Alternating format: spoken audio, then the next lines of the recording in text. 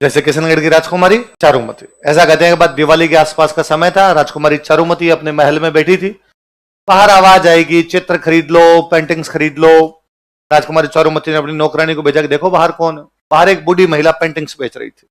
उस बूढ़ी महिला को महल के अंदर बुलाया गया, उसे बहुत सुंदर सुंदर पेंटिंग्स खरीदी गई, कुछ हिंदू देवी देवताओं की, कुछ हिंदू राजा रानियों की, जैसे भगवान शिव, भगवान गणेश, भगवान राम, भगवान कृष्ण, कुछ राजाओं के जैसे सांगा, कुंभा, प्रताप, हमीरदेव चौहान, पृथ्वीराज चौहान। उस बूढ़ी महिला की खूब अच्छी खासी बिक्री हुई। उसने कहा राजकुमारी थैंक यू, मैं सुबह से निकली थी, कोई बिक्री नहीं हो रही थी, तूने सारी पेंटिंग ही ले ली।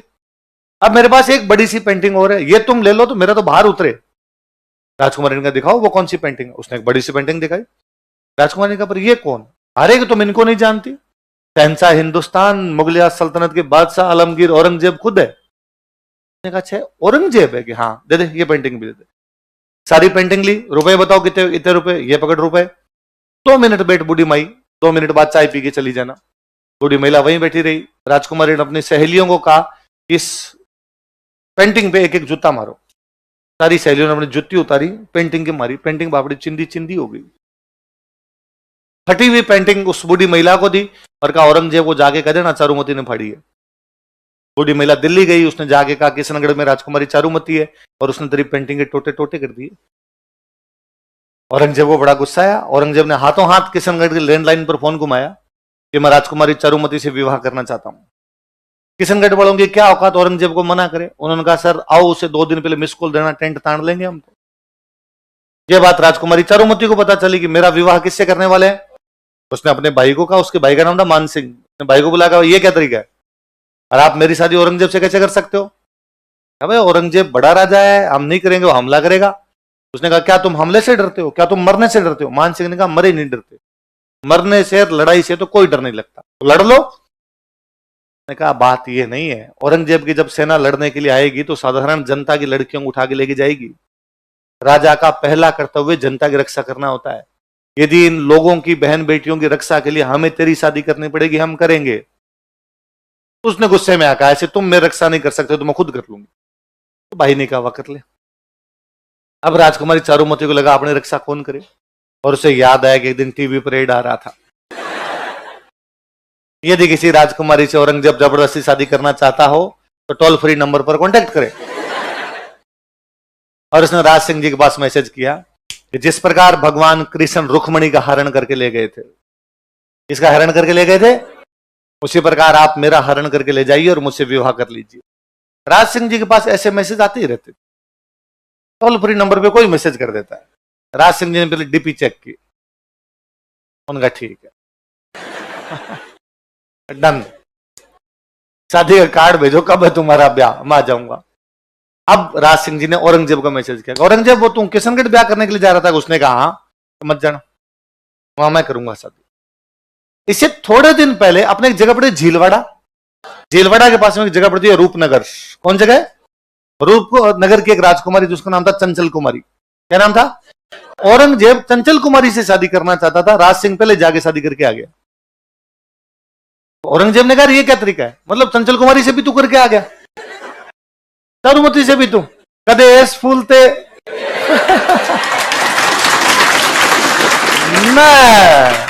ये नहीं होने दूंगा मैं। तो राज सिंह जी का लड़ाई कर लेंगे, आगे कोई बात नहीं, लड़ाई हो जाएगी। तो औरंगजेब ने कहा सेना लेके आऊंगा, लड़ाई करेंगे, जो जीतेगा उसकी शादी चारुमती से होगी।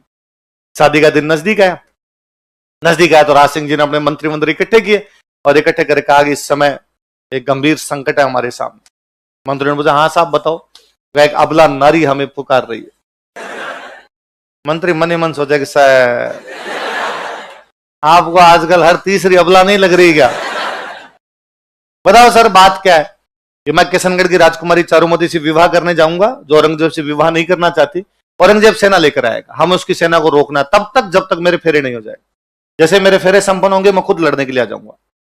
मंत्री ने कहा सर आवश्यकता ही नहीं है, आप तो शादी करके आराम से मेवाड़ वापस पधारना, औरंगजेब की सेना को हम अजमेर से इंच नहीं हिलने देंगे, हम लड़ लेंगे वहां पर। डन तय हुआ। राज सिंह जी शादी करने के लिए जाएंगे किशनगढ़, सेना लड़ने के लिए कहां पर जाएगी? अजमेर। सेना जाएगी तो सेनापति जाएगा, और मेवाड़ की सेना का सेनापति हमेशा सलुम्बर का सामंत, और सलुम्बर का सामंत उस समय था रतन सिंह चुंडावत। क्या नाम था?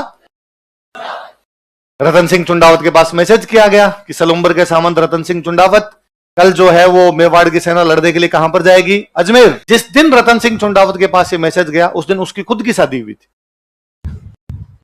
बॉर्डर मूवी में सुनील शेट्टी के पास ऐसा मैसेज आया था कि आपको लड़ने के लिए जाना और उसकी शादी हुई थी? नहीं नहीं। या ऐसा मैसेज किसके पास आया? ऐसा कितने लोग हैं जिन्होंने बॉर्डर मूवी नहीं देख रखी? बॉर्डर मूवी जो है वो नहीं देख रही। तुमने नहीं देख रखी? कार्ड जमा करो रे इनके।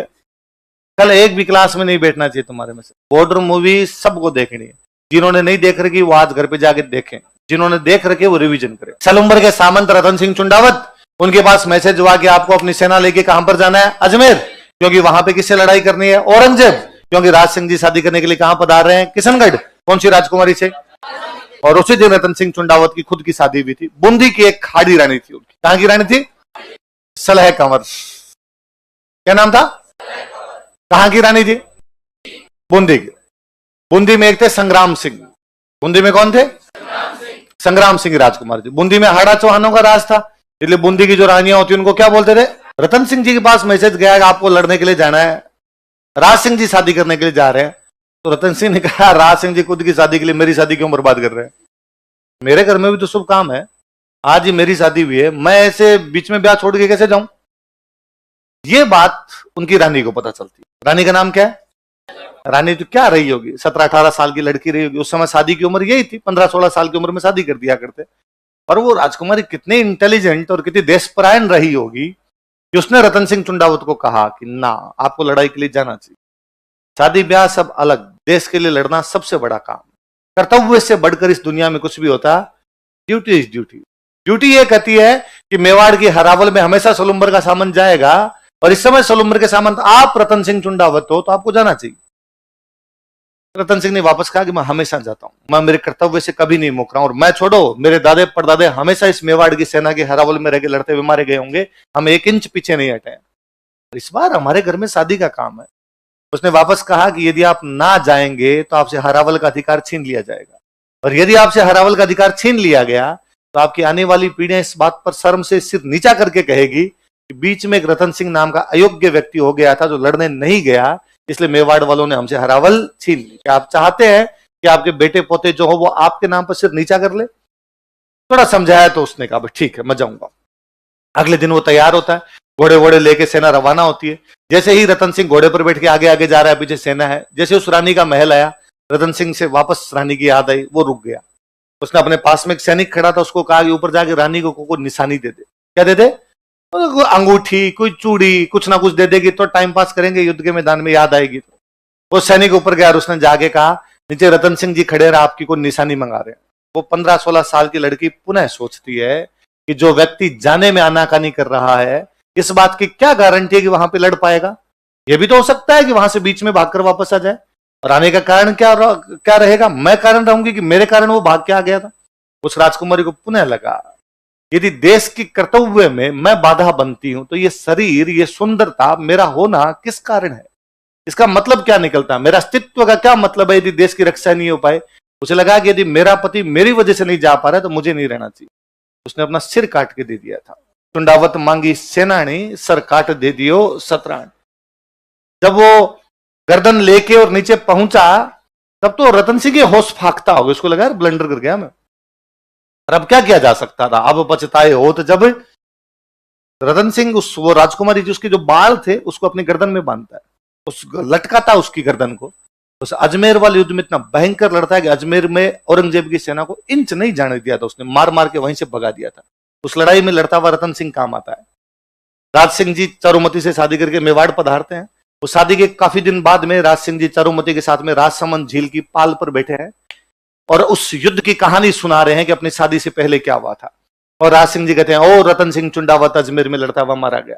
राजकुमारी चारुमती, रानी चारुमती कहती, अरे उसके बाद क्या हुआ? राज सिंह जी कहते हैं, वो दोनों मारे गए इसलिए हम दोनों साथ बैठे हैं। उस दिन वो ना मारे जाते तो आज हम दोनों साथ बैठते। देश का इतिहास ऐसे अनगणित कहानियों से भरा पड़ा है। हम केवल राजा रानियों का इतिहास पढ़ते हैं, उसके साइड के किस्से इतने अलग से हैं, इतने हैरतंगेज करने वाले हैं।